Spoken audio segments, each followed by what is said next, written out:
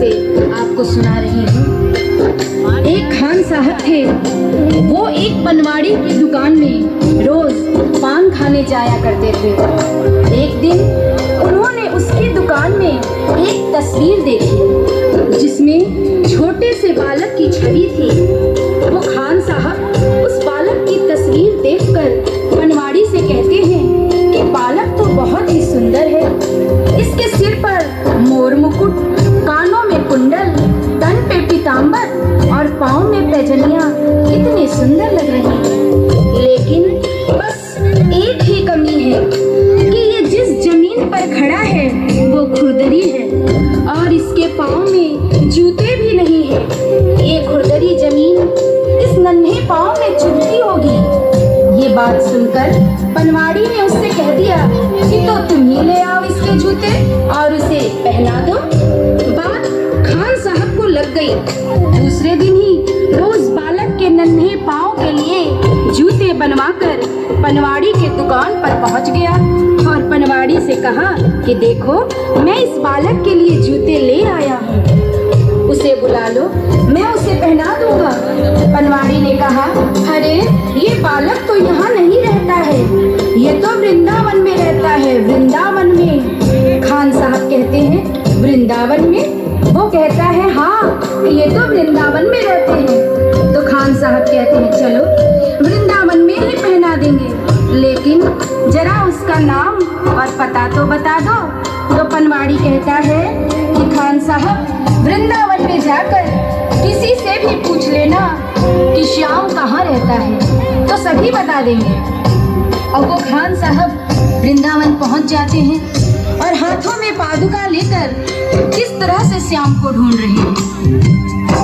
बताओ कहाँ मिलेगा श्याम, बताओ कहाँ मिलेगा श्याम, बताओ कहाँ मिलेगा श्याम, बताओ कहाँ मिलेगा श्याम। चरण पादुका लेकर सबसे, चरण पादुका लेकर सबसे पूछ रहे रस खान, बताओ कहाँ मिलेगा श्याम, बताओ कहाँ मिलेगा श्याम। वृंदावन में चूंकि श्याम के नाम से उस बालक को कोई जानता नहीं था और वो कई दिनों से उसे ढूंढते ढूंढते परेशान हो गए। आखिर एक सज्जन व्यक्ति जो उनको कई दिनों से देख रहा था और अपने पास बुलाकर पूछता है कि अरे भाई, तुम किस श्याम को ढूंढ रहे हो? उसका हुलिया मुझे भी तो बताओ ताकि मैं तुम्हारी कुछ मदद कर सकूं। तो खान साहब श्याम के रूप का वर्णन करते हैं, सुनिएगा। वो नन्हा सा बालक है, सांवली सी सूरत है, बाल घुंघराले उसके, पहनता मोर मुकुट है, बाल घुंघराले उसके, पहनता मोर मुकुट है, नैन उसके कजरारे, हाथ नन्हे से प्यारे, बांधे पैजनियां पग में, बड़े दिलकश है नजारे, बांधे पैजनियां पग में, बड़े दिलकश है नजारे।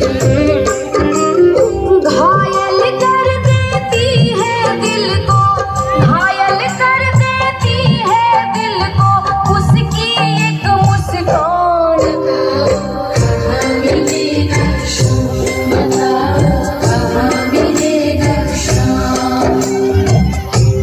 श्याम की जो छवि खान साहब उस सज्जन को बताते हैं, उसे सुनकर वो सज्जन को पता चल जाता है कि ये खान साहब किसे ढूंढ रहे हैं और वो उसे समझाते हैं। समझ में आया जिसका पता तू पूछ रहा है, वो है बांके बिहारी जिसे तू ढूंढ रहा है, वो है बांके बिहारी जिसे तू ढूंढ रहा है। कहीं वो श्याम कुहाता, कहीं वो कृष्ण मुरारी, कोई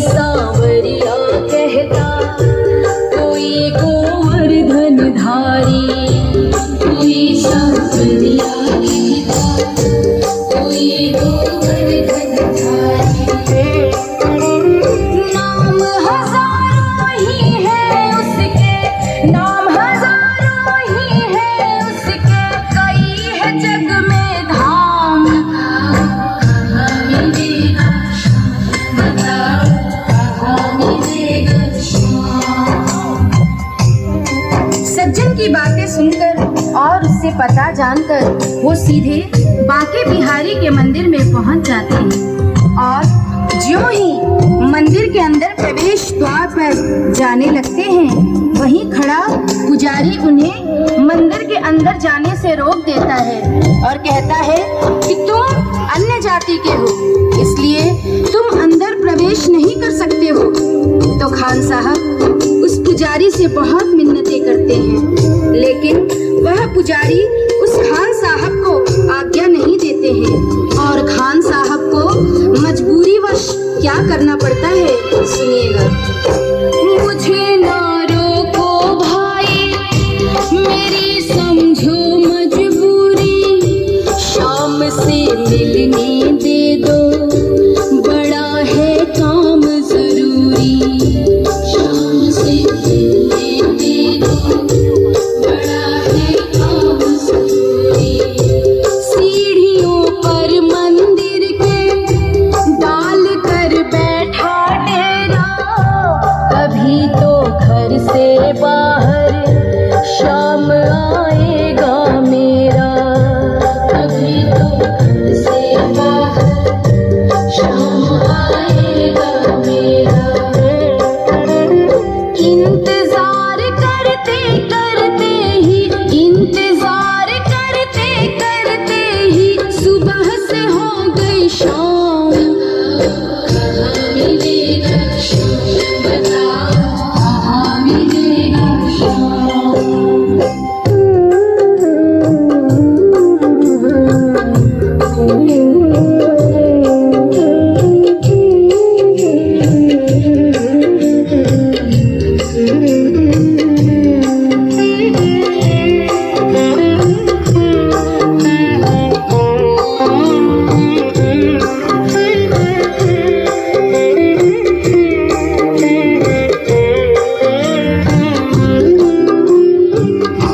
जाग कर रात बिताई, भोर होने को आई, तभी उसके कानों में एक आहट सी आई।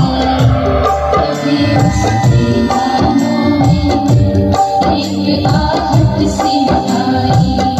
वो आगे पीछे देखे, वो देखे दाएं बाएं, वो चारों ओर ही देखे, नजर ना कोई आए।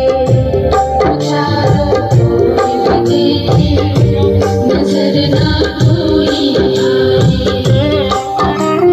झुकी नजर तो कदमों में, झुकी नजर तो कदमों में, बैठा था नन्हा श्याम। कहाँ मिलेगा शाम बताओ, कहाँ मिलेगा शाम।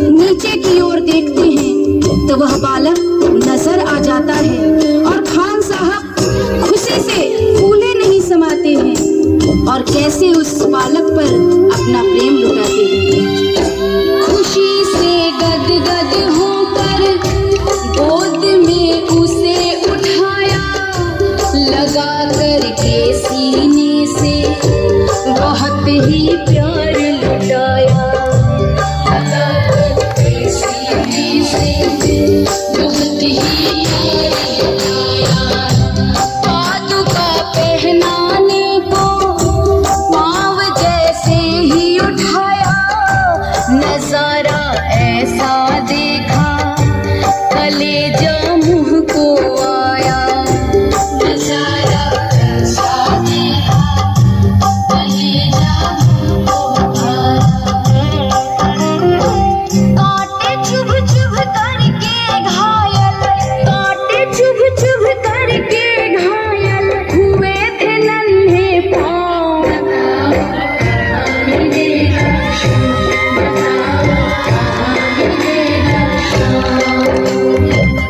बालक के नन्हे नन्हे पाँव कांटे चुभ चुभ कर छलनी हो जाते हैं, जिसे देखकर खान साहब का हृदय रोने लगता है और उनके आंखों में आंसू आ जाते हैं। वो सोचते हैं कि तस्वीर देखकर मुझे जिस बात का डर था वही हो गया है।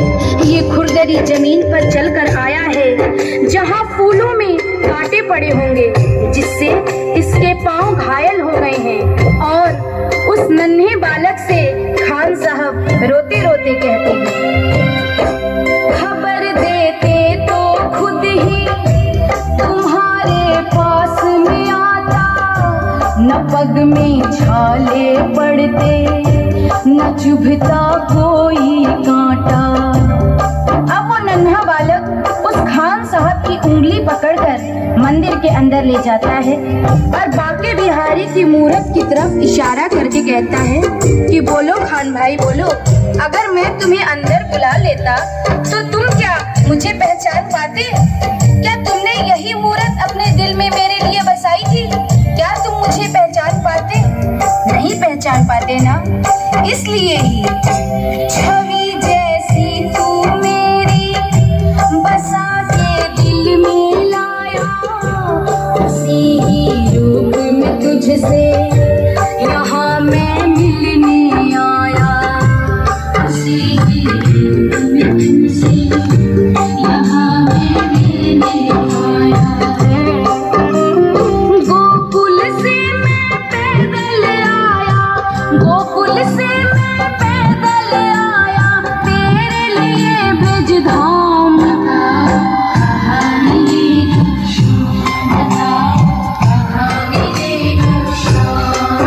ये कटु सत्य है, गीता, रामायण, महाभारत कहीं भी पढ़ लीजिए।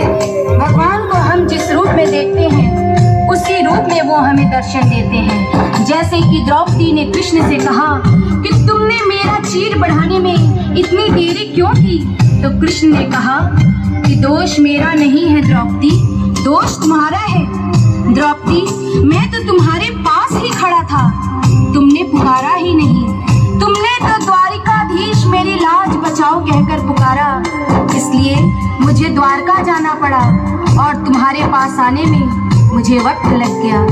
अगर तुम मुझे भैया कहकर बुलाती तो मैं तो तुम्हारे पास ही खड़ा था द्रौपदी।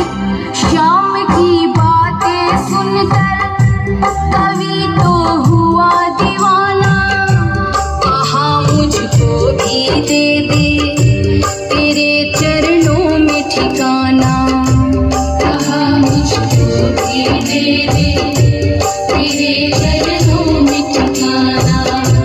तू दुनिया का मालिक है ये मैंने जान लिया है, लिखूंगा पद तेरे ही आज से ठान लिया है, लिखूंगा पद तेरे ही आज से ठान लिया है। श्याम प्रेम रस बरसा सोनू, श्याम प्रेम रस बरसा सोनू, खान बनारस खान। भाव के भूखे हैं भगवान, भाव के भूखे हैं भगवान, भाव के भूखे हैं भगवान, भाव के भूखे हैं भगवान। कांटों पर चल करके रखते, कांटों पर चल करके रखते अपने भगत का मान।